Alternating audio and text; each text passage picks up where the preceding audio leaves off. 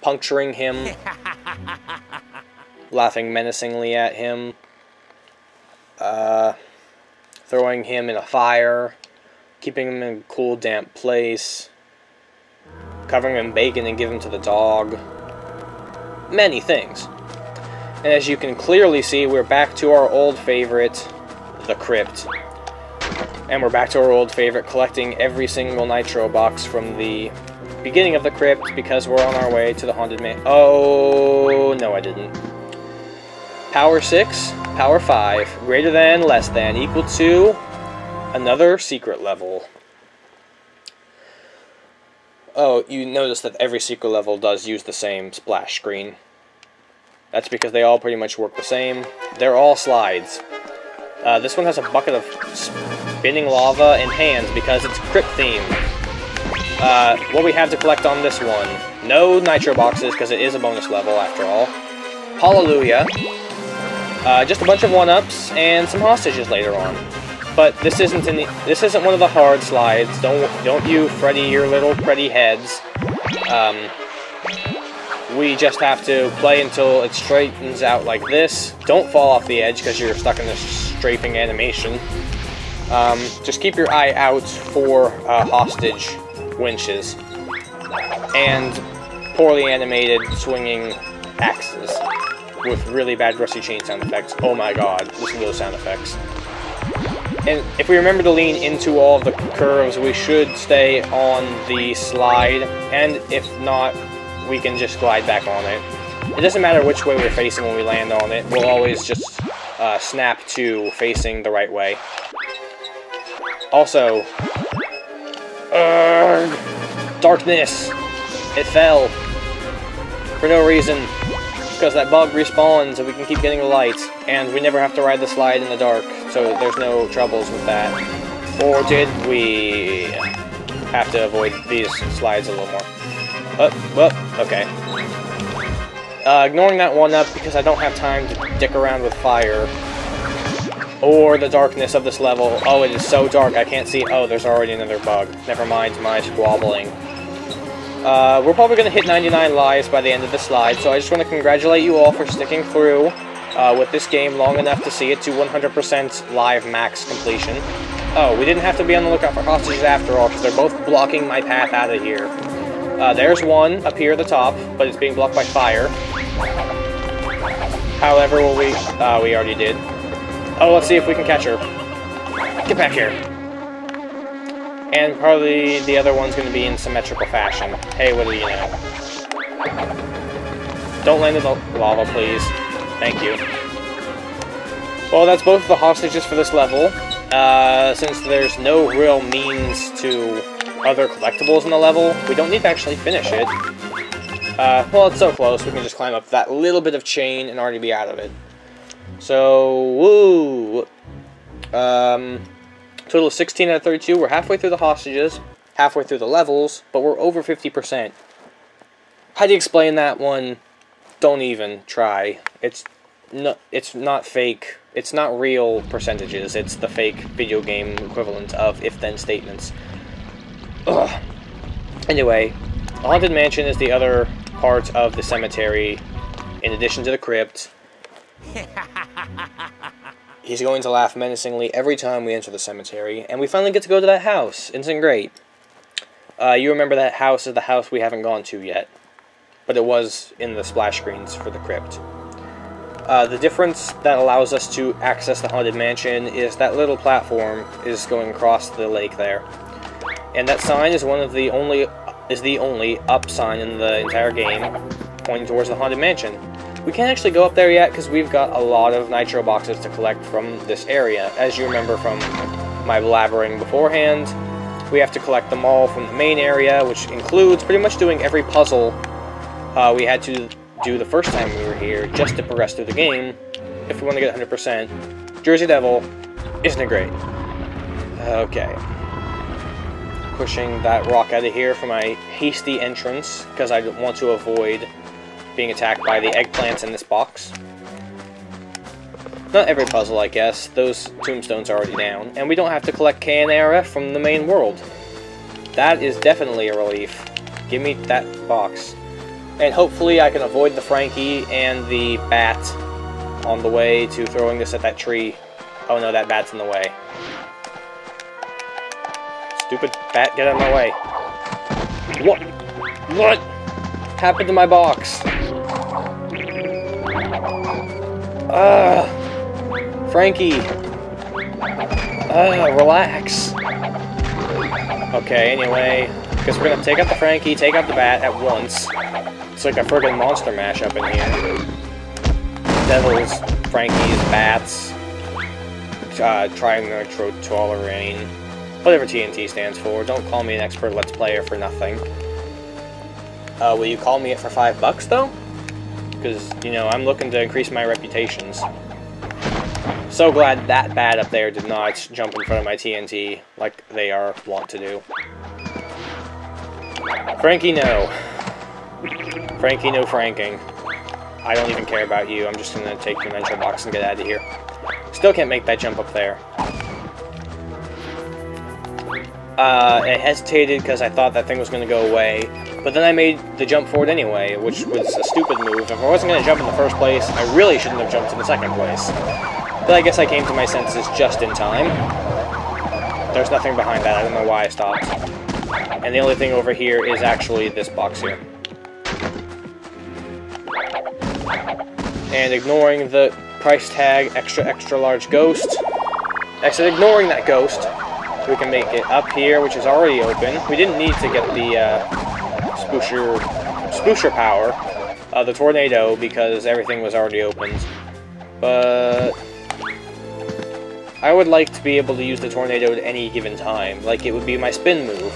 A la, I don't know how I'm gonna admit this.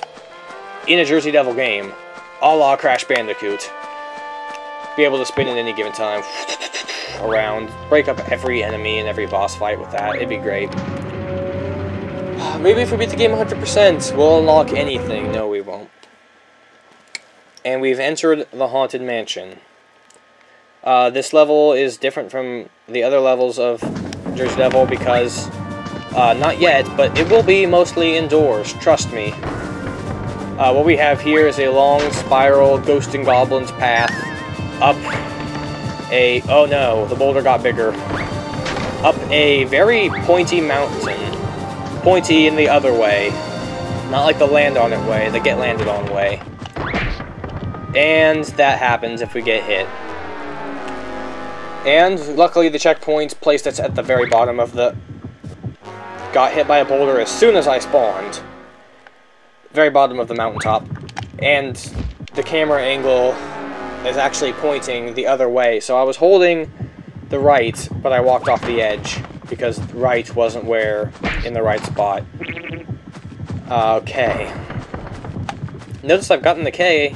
The NARF are very much later on, so you just can gauge how long this level area is going to last for. Okay, so we've gotten past one spawner of boulders. Are there more? No, because this is the mansion itself. It looks much smaller from the outside, as every building in every game ever does. Also, the plant life is lacking, to say the most. And this door is locked, to say the least. Anyway, that's enough to get us actually inside the door. And we can see how big this mansion and how much trouble it's actually going to give us inside really is. Grammar, isn't it great?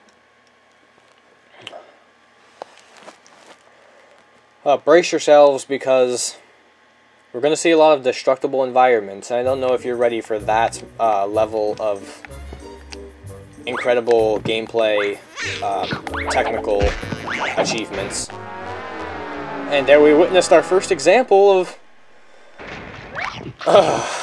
destructible environments. Like, every board in this platform here is going to break on us. You can clearly tell which ones are, because you can see the seams between the platforms. We just run across like this, every one will break. But then they spawn a bat just to dick us over.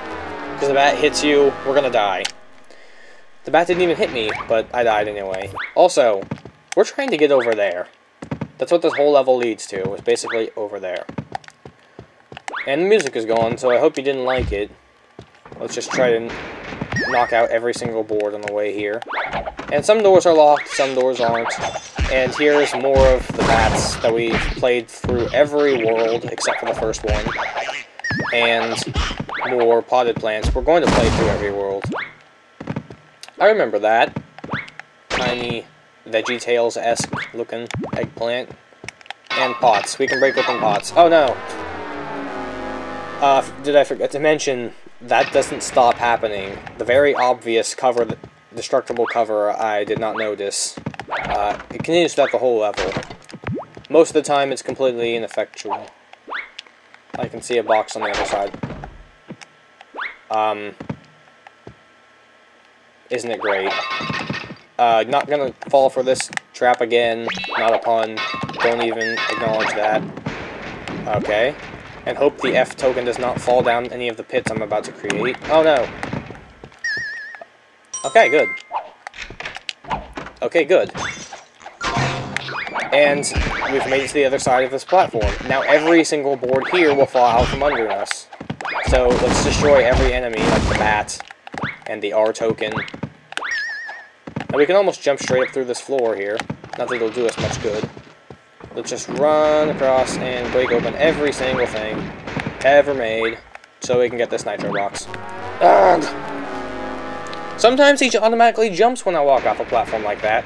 Most of the time he doesn't. I don't know why I can't avoid that easily escapable fate. That's an odd rotting pattern, I gotta say. Try and jump through this floor. I can see nitro boxes on the other side. Oh, it's just around the staircase. Well, ugh! More. Destructible platforms that we have to avoid somehow. Given our best graces, that window's going to break open with a bat any given second. Yep, they waited until I was right there. Jerk designers of a jerk video game for jerks. Oh. And then they phased through the other platform. See, this is what I meant by, a very long time ago, what I meant by, you die a lot in Jersey Devil. Because of stuff like this. You don't really care because you've got 90 lives left. You're not going to struggle to save yourself. And the platforms are so scarce. And you notice I'm falling to my death right below this platform here, even though there are other platforms. Jersey Devil. And that window's not even really leading to the outside. You can see the wall behind it. Barely give me any room to stand on, and you make me stand on the TNT box that I want to use to break open this door. Which I didn't need to use to break open that door. But I can't pick this TNT box up because it's, like, in the floor. And now we've reached the room of exploding furniture that falls on me because they can. If it can't fall over, then it's a solid platform that you're supposed to use for platforming. Everything else in this room will fall over, including the books, which are enemies for some reason, because Mario 64 was a good game, right? And it doesn't look like we can break them open because they don't really seem to take damage. But they can be killed. Just gotta hit their bad collection. Collision detection is abbreviated to collection now. And I'm sure that some of these boards are going to fall out. Short thing, long thing. Like every single furniture in here is destructible except for these two pieces. But this one is pushable. And behind it is a door. Oh, and also, big box. That is clearly a texture on a wall. Hey, it's a plant. He's really excited to get a bite of us, but he can't actually get any.